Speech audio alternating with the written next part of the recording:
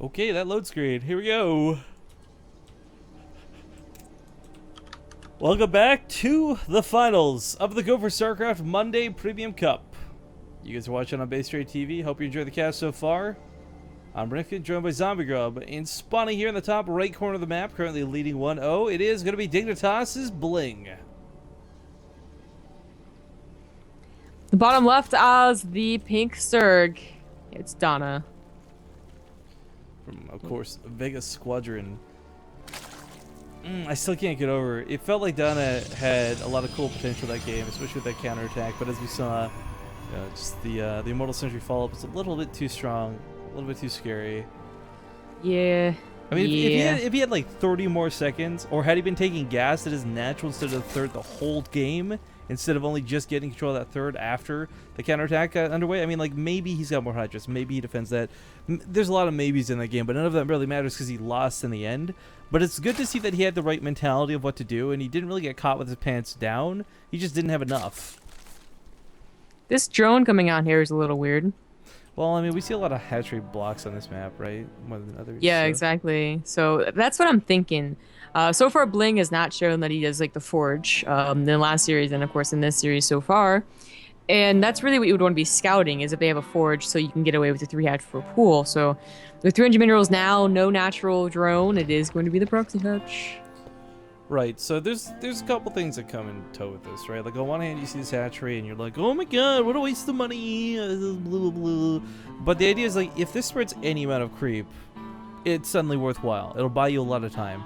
The potential of building a queen over here, the potential of getting roaches on your opponent's side of the map, or zerglings, etc. And if you land a creep tumor, you're pretty much golden as far as your I guess, money expenditures here. So now it's a question of what BlinG does. So his options right now were to pull the probes and kill it, or to, well, try something else. And actually, he does pull the probes, just a little delayed. No, he doesn't. Never mind. I thought I saw a bunch of probes. They're coming, just not yet. Shift queued. No. Oh, cancel the second gas, actually. I could have sworn I saw like a line, like a conga line being formed up, but I don't know. Okay, so yeah, so he cancels that gas. He makes sure that the thirds are being taken as the natural, but not killing this hatchery with the probes around. I mean, you could argue that the probes around is enough damage done indirectly for the proxy hatch that it's worth it. But if you don't kill it, it spreads creep. They can get a queen. There we go. They can make roaches from it too. And this is the big problem, right? Like, okay, maybe this is Zergling coming out of this, and that's really not that big of a deal, the queen too. But I mean, we've seen spine crawlers go down through this. We've seen it all. But I think one of the biggest things, again, is if you get that creep tumor down, you spread a lot of creep, you buy even more time. It's going to take like 3+ minutes, but, ooh, BlinG just made a mistake. When he came back with that probe, it had gold minerals in its mouth, so Dana knows to check for this. Huh. If he was paying that close of attention. He's gonna check anyway, so. Yeah, or maybe not. Okay, there we go. Yeah. So now BlinG is in a really difficult spot, right? I mean, like, you can't get a natural up. You weren't dedicating to something to kill this hatchery because you got the Nexus up. I mean, I think he's getting a Forge here because, well, actually, I'm not sure why he's getting a Forge. Detection to clear up. Well, that's what I was thinking, but, you know, why not dedicate to a Robo? Yeah, get an Observer instead. I don't know. It's a tough situation to be in. You know, Donna's own bases were delayed pretty severely behind this. Those pylon blocks out of late were actually pretty good. So. You're not going to be able to save the Nexus. Don't. Yeah, I don't know. There it goes. See, even if you cancel it. Like, you get the overcharge off in a building with, like, a quarter health, it's going to get, like, 5 shots up. It's not worth it at all. And you didn't even have an overcharge, so... Yeah. Queen actually gets involved with the fight. Sentry DPS is okay, but as we see, not really the greatest. Okay, well, I did not kill that lane. Whatever. He really wants to get the Cybernetic Core. If he gets the Cybernetic Core, that is... He's gonna get the Cybernetic Core. It's like, there's no way you can stop it. The Militia Core is way out of position. It's enough lings, just DPS it down. I'm surprised we didn't have a cannon come down behind us. I mean, he did go for right? the Why get the Forge? And a Robo. Well, he's gonna lose his... Ooh. Without that warp tech, these gateways coming in are not that really helpful. I mean, they're still good. You still build units. You're gonna need to build units with them, but in the meantime, certainly seen better holds. Here's the spine crawlers we were talking about before. Dana's kind of mining off the space.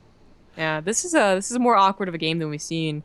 in a while. I mean, usually the probe is pulled and it's, it's then on. Usually, I don't know, it's weird. Dana did get a hatchery behind this. I mean, the drone count really isn't that different. So while it looks like BlinG is just kind of like, faltering here, and he still is a little. What's hilarious right now? He doesn't warp it. No, well but he's had no creep spread, not even from his natural base, only just finishing. So he's actually spreading creep spread backwards down the middle. Yeah, hell yeah. I like it. Just cancel the spine crawler. So that's one thing going for him. He's not gonna be trapped in his own base. Well, I mean, he's still gonna be trapped in his own base. This is 22 lings. Like, he's not coming to the bottom of the ramp with that immortal anytime soon. He's gonna try, and then he's gonna get swamped. Yeah, that's gonna be a mistake if he does. I would like to see Dana take a third behind this, or move towards a Night Swim or something. I mean, sitting with what he's done, like, okay, you've opened this game fantastically. Your opponent's now one base, so as a Zerg player, you're gonna be pretty comfortable. And that's when you use your map control to extend your lead. Get that gold base, get that third base, get something else going for you. But you guys have to keep in mind, Dana's really technically only on 2 bases behind this. Yeah. BlinG looks to be going into an Immortal Sentry Island, but there we go. There's that surround. It's not going to be able to kill the Immortals, but it kills the Sentries. It just goes up to the main, so screw this, yeah. That warp tech still not being here. You can't warp in Sentries, you can't warp in Zealots to defend this. Something you're kind of used to as a Protoss player, but sad to see. Warp Prism could also be used not just to in the attack, but what? Well, had a cannon come down. What do you know? Yeah, it's not just in the attack, but maybe you could, really try and do some extra damage there. Yeah, it picks up. Never mind. So it's just going to be used for the attack. It's going to be a Immortal Sentry Island based off of 4 gateways. Pretty good. Woodling's going to battle the time for the base going away if they want, but I think it's going to use the transparent that they've not been on that ramp. But the one person there is not going to ever touch those Immortals.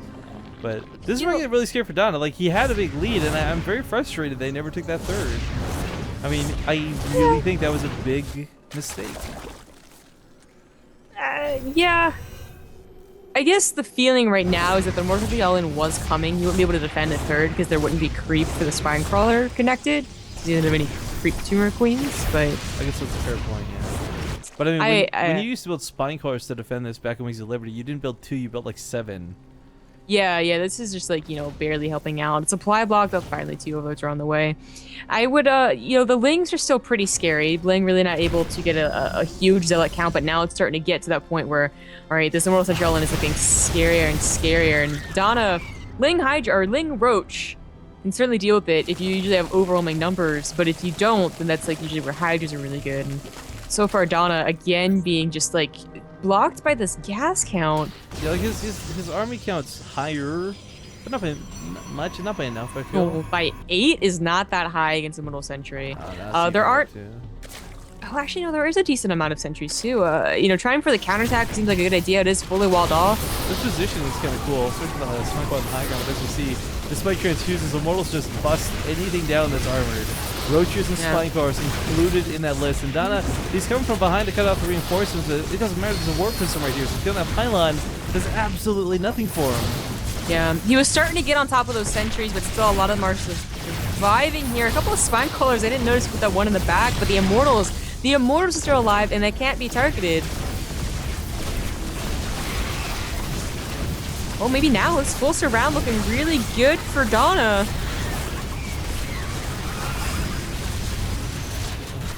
The recall goes off, and he saves himself, but kind of to what avail? I was really expecting that natural base to go down. He ran out of force fields. He didn't have like really that many force fields to begin with. A lot of those entries were new, and then of course a couple of them died. So with Dana having not lost a super amount of drones, he lost 0 actually. Wow, I thought being pulled into it, at least lose 1, but even getting this, like, he's actually, if he kills the sentries, he's killing the only anti-air that BlinG has, taking this Overlord. I'll do control of this pickup, but keep one Immortal alive is going to be very difficult. Can he do it? The big question. So far, so good. Beats the Roaches back with this. 30 kills on that Immortal. He killed all the sentries, so they can't kill the Overlord that's blocking his natural. Yeah. Oh my god. It's a good point. Despite how good these things are, nothing really shoots up. So, GG, well played, Dana. He brings this series back, ties it up 1-1.